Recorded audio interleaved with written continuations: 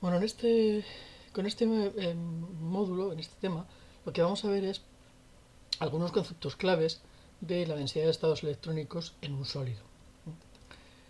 Vamos a ver sobre todo qué entendemos por electrones libres, qué es la masa efectiva, qué es la esfera de Fermi, algunos efectos como el efecto de difracción, eh, bandas reales. Es decir, vamos a dar un repaso a todos los conceptos que son básicos, en los que se profundiza sobre todo en estado sólido, pero que aquí nos interesa dar un repaso, aunque no sea excesivamente exhaustivo, para fijar un poquito las ideas.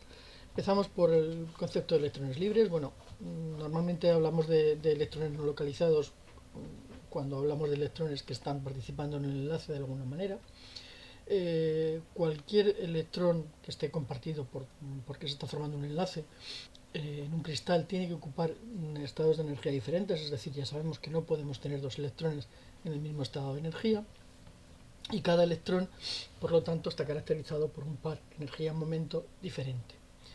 Eh, la forma más simple de tener una expresión para este concepto, para esta idea, es que la energía es igual al momento al cuadrado partido por 2m, como si estuviéramos en física clásica, y por lo tanto que si representamos energía en función del momento, nos tiene que quedar una parábola.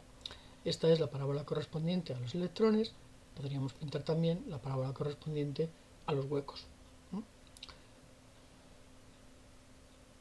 Bueno, en realidad, cuando nosotros trabajamos con esta expresión tan simple, podemos derivar dos veces, hacer la derivada segunda de con respecto a p cuadrado, y entonces tenemos un término aquí que es 1 partido por m.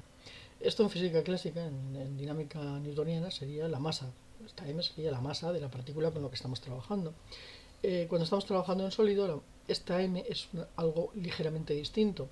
Es algo ligeramente distinto porque cuando yo estoy en un sólido, aunque esté pensando en términos de electrones libres, es decir, electrones que no están ligados a un átomo concreto, no es cierto que sean electrones realmente libres, porque están moviéndose en el entorno del potencial cristalino o en el entorno de todas las interacciones que están teniendo lugar en el sólido. Y por lo tanto, su masa va a ser distinta de la masa del electrón realmente libre en el vacío. Podemos definir la masa efectiva. Podemos definir la masa efectiva. ¿Vale?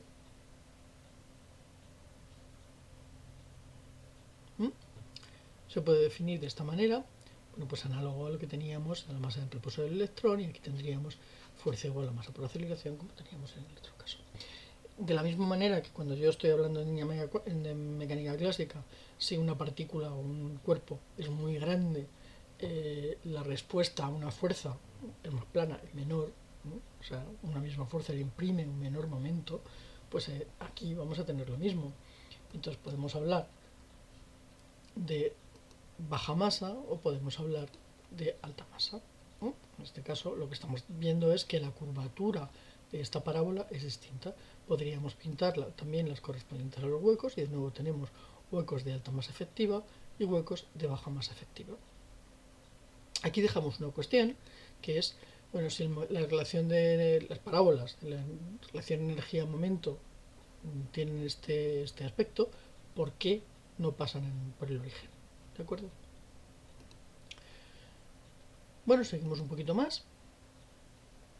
Sabemos también que los electrones los podemos caracterizar no solo como partículas, sino como ondas, ¿vale?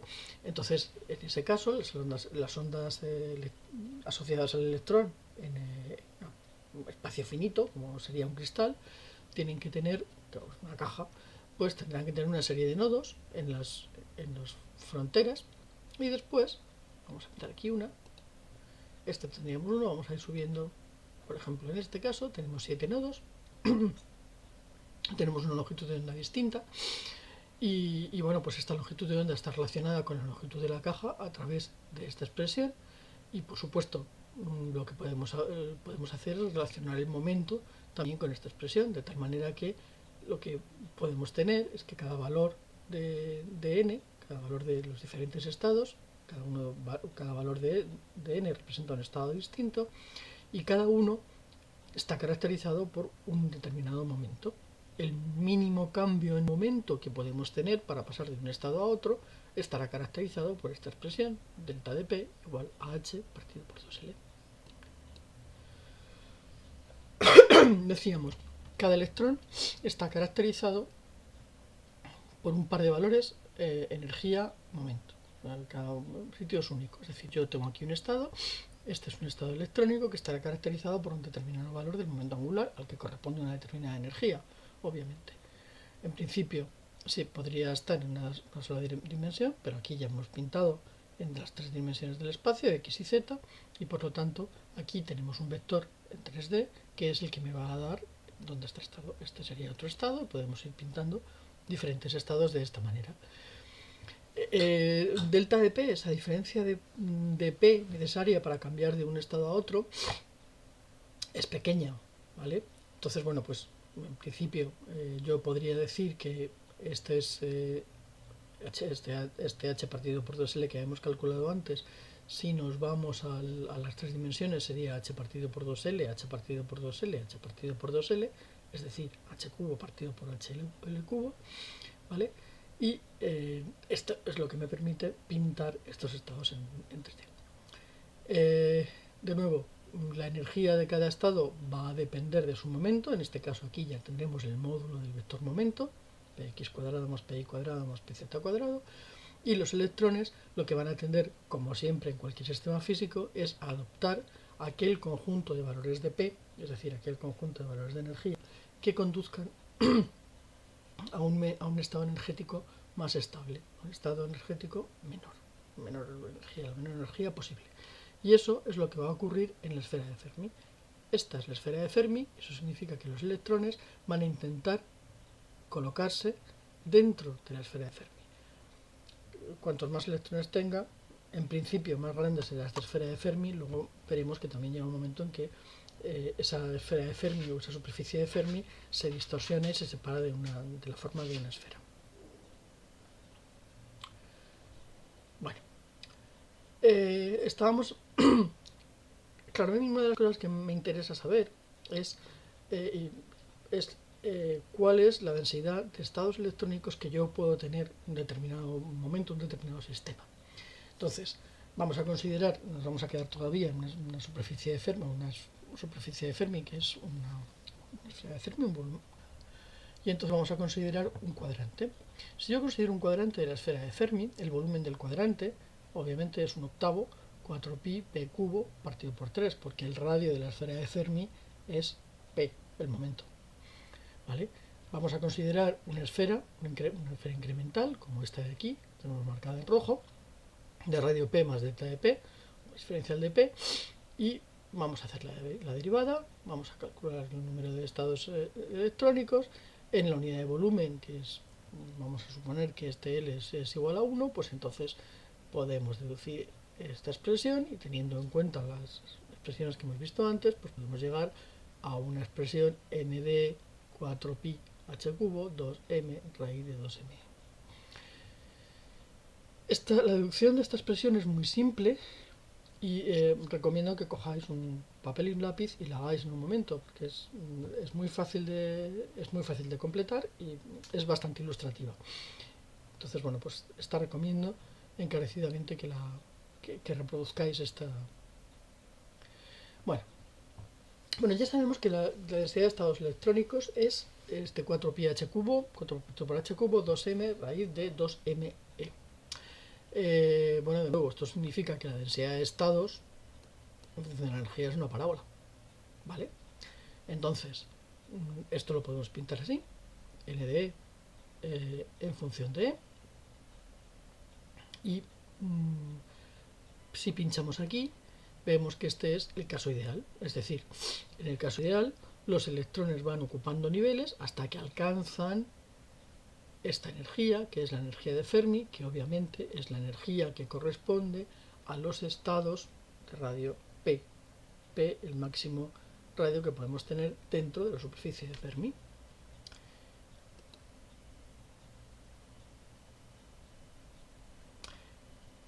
El caso ideal vale solamente cuando estamos a 0 grados.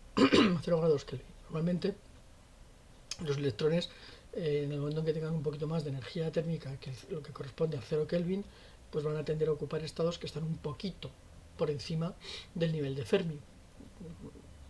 De tal manera que, bueno, pues obviamente tendrán que vaciarse unos poquitos estados de aquí y tendrán que llenarse unos poquitos estados de aquí para acomodar esos electrones. Bueno, esto es lo que ocurre a una temperatura moderada. Esto es lo que tendríamos en el cero absoluto. Esto es lo que tenemos, que es el caso ideal. Esto es lo que tenemos en una temperatura moderada.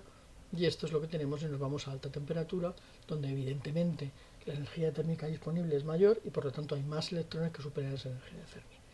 Bueno, este tipo de descripción está dentro de la estadística de Fermi-Dirac.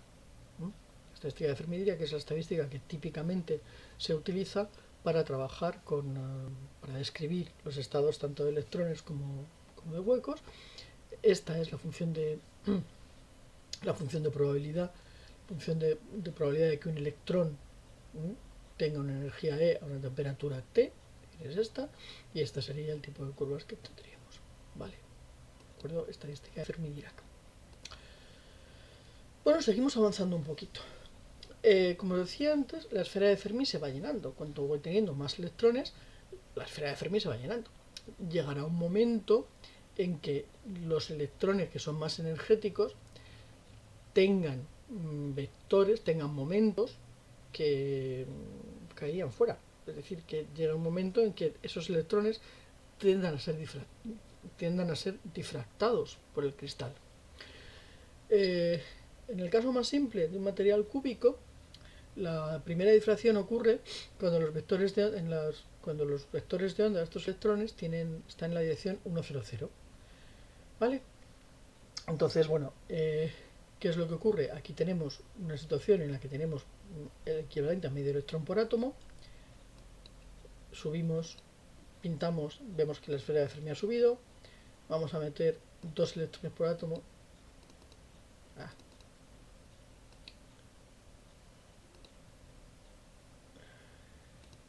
Estos serían 2 electrones por átomo. Vamos a pintar otra vez. Vamos a quitar esto de aquí.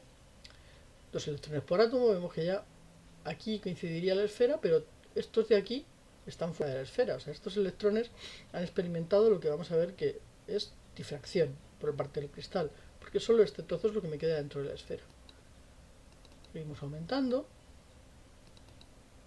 Llegará un momento, vamos a ver si me deja. Aquí yo ya tengo toda la esfera llena y vemos cómo efectivamente hay un montón que ya están fuera y podríamos subir un poquito más.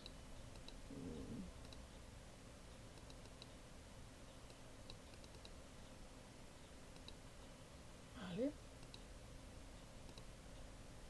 Y estaríamos aquí donde vemos que ya no solamente se me ha llenado esta primera zona, sino que también se están saliendo por aquí. Es decir, vemos cómo se va llenando esto. El resultado, pues como decía, el lugar, vamos cambiando el lugar de estados posibles para los electrones. En principio, esto es lo que se conoce como primera zona de Brillouin. Cuando la esfera de Fermi toca la primera zona el límite de la zona de Brillouin, se distorsiona la forma esférica y lo que podríamos ver es, imaginemos, si queremos ver una analogía, pues la esfera de Fermi es un globo, yo voy hinchando el globo, es decir, le voy metiendo más electrones, pero el globo lo tengo metido en una caja. Pues evidentemente, cuando yo vaya soplando más, ese globo va ocupando más trozo de la caja y finalmente, en algún momento, el globo tocará las paredes de la caja.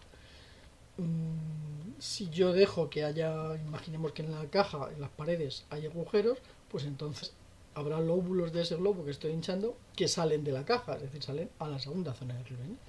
¿De acuerdo? Bueno, pues entonces seguimos un poquito más. Y esto que estamos comentando, de que hay difracción o no hay difracción, esto es, en este caso, esta es la parábola de electrones libres. Y aquí tendríamos la misma parábola, pero cuando en estos casos hay difracción. ¿Qué puntos son estos? Estos puntos son precisamente, por ejemplo, si estuviéramos en una estructura cúbica simple, estos puntos son los pi partido por a, que son los límites de la primera zona de Brillouin, y que además, si hacéis un poquito la cuenta, con la ley de difracción comprobaréis que son los puntos en los que la ley de Bragg se verifica. Es decir, que lo que está ocurriendo es que cuando yo tengo electrones están llenando estos niveles, cuando llegan aquí estos electrones no pueden pasar de aquí porque son difractados por interacción con el cristal, se estarían moviendo por aquí. Si tienen más energía, entonces lo que tienen que hacer es saltar aquí. Tienen que tener suficiente energía para saltar a la segunda zona de reunión. Si tengo más electrones, esos electrones de más tendrán una energía mayor y por lo tanto serán capaces de superar este salto energético y entrar en la segunda zona de reunión. Y este es la anchura de banda prohibida.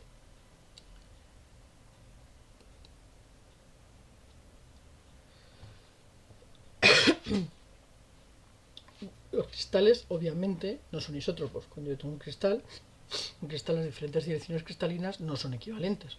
Eso significa que la estructura de bandas, es decir, la curva EP, tampoco va a ser equivalente, porque en definitiva lo que estamos diciendo es, claro, en dos direcciones distintas, la proximidad entre los átomos que forman ese sólido son distintas. La forma de coordinación, la distancia entre ellos, todo es distinto. Y por lo tanto, el potencial al que se ve sometido un electrón que está moviéndose en una dirección o en otra es distinto. Es decir, su curva E de P es también distinta. Normalmente se cogen las direcciones principales para saber cómo es la forma de las energías de banda. Típicamente se suelen representar la 100 y la 111, pero bueno, en algunos sitios, bueno, pues dependiendo un poco de cómo sea de cómo de complicado sea el sistema, pues se puede recurrir a otras estructuras. Aquí vamos a pintar la estructura de bandas del galio. En este caso, normalmente el convenio es pintar en esta zona de aquí la dirección 100 y en esta zona de aquí la dirección 111. Pero bueno, lo que ocurre es que también es cierto que, por ejemplo, en el caso de las cintas de galio, la estructura de bandas es un poquito más complejo que esto que pintamos aquí. Y bueno, pues realmente hay que entrar un poquito más de detalle para saber qué es lo que está pasando aquí. Es decir, aquí tenemos simplemente una pequeña aproximación a lo que tenemos, a ver la estructura de bandas y a cómo se representaría.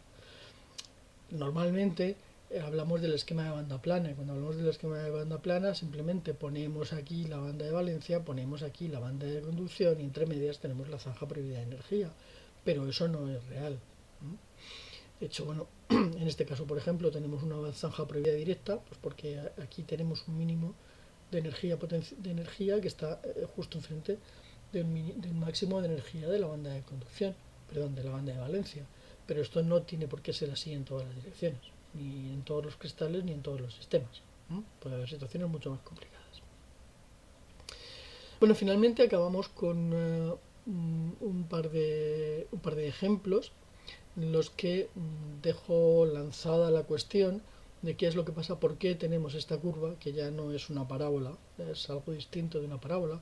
Aquí es verdad que, bueno, hay una parte que sí podríamos asimilarla a una parábola, pero luego tenemos aquí, cuando el número de electrones por átomo está cercano, está en el entorno de 1,5, vemos que hay una singularidad importante. Y si vamos al del cromo, vemos que en el caso del cromo la situación es mucho más complicada, porque ni siquiera en ningún momento podemos trazar esta densidad de estados en forma de una parábola o de una composición de parábolas. Dejo aquí las cuestiones, ¿no? Y las cuestiones que se plantean en este punto son precisamente por qué la parábola correspondiente a este bronce en fase gamma tiene este pico en 1,5 para el razón E partido por A. ¿En qué rango podrías esperar? O sea, esto significa que podemos cambiar la razón E partido por A para este material. ¿En qué rango esperas que la podríamos cambiar? ¿Y cómo podríamos cambiarlo? Recuerdo que el bronce es una aleación y el gamma es un bronce en una fase cristalina determinada. Y lo mismo preguntamos en el caso del cromo, ¿por qué no se puede construir a partir de parábolas, una que nos pudiera valer para cada una de las subbandas, y qué efecto es el que hay detrás de esa estructura tan compleja para la densidad de estados electrónicos? Bueno, pues hasta aquí hemos repasado un poquito. hemos visto cuál es la idea fundamental de la idea de la esfera de Fermi, la estructura, al menos idealmente, parabólica de la curva de densidad de estados. Hemos visto cuál puede ser el efecto de difracción y la aparición de lo que se conocen como zonas de Brillouin, y la diferencia entre la densidad de estados de estados electrónicos en un semiconductor y en un metal. Pues hasta aquí lo dejamos y seguiremos con otros módulos.